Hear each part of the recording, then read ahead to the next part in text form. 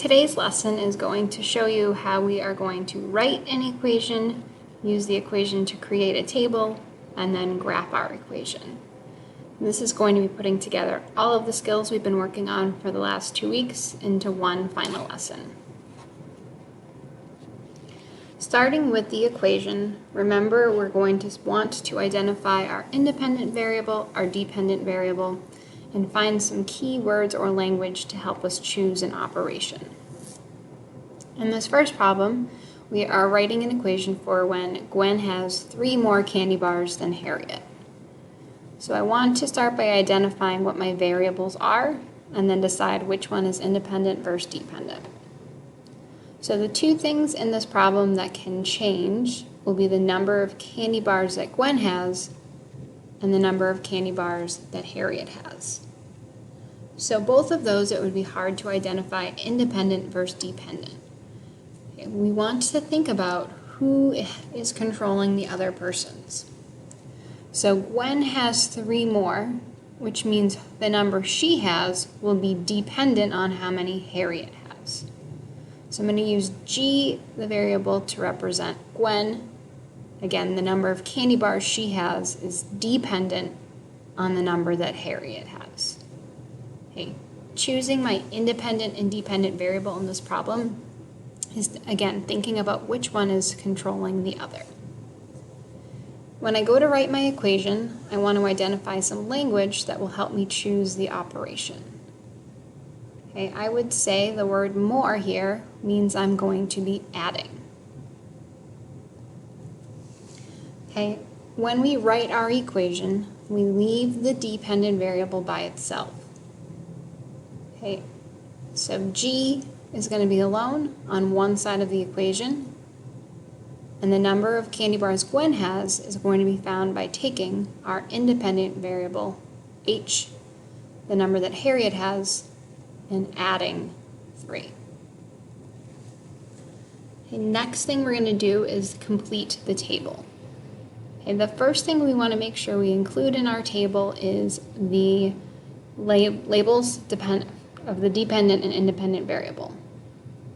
We're going to put the independent variable first, so the first column is representing H for Harriet, and the second we're going to represent G for Gwen. In this table, we're going to pick values to plug into our equation that's going to give us 4 points to graph. Okay, I'm going to choose numbers for my H variable, and I want to choose smaller numbers that I know I'll be able to graph. Okay, I'll start with what H of 0.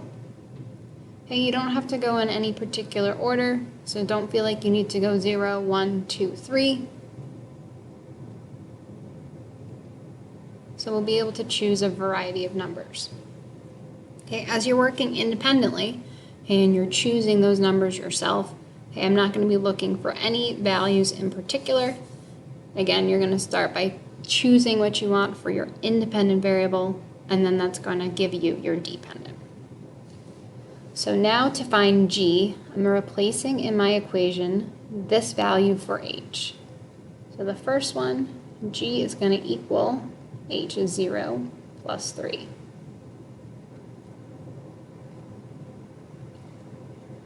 Next I have H is 2, so I'll replace H here with the 2. 2 plus 3 there is 5. The next one I chose was H is 3. G equals, replacing H this time with 3. 3 plus 3 is 6. And the last one I chose was H is 5. 5 plus 3 here will give you 8. Okay, on the next slide, I'm going to graph it. What you're going to do is take your table and the values you came up with on the previous slide and graph these. Okay, so my first point is I'm going to make sure I label.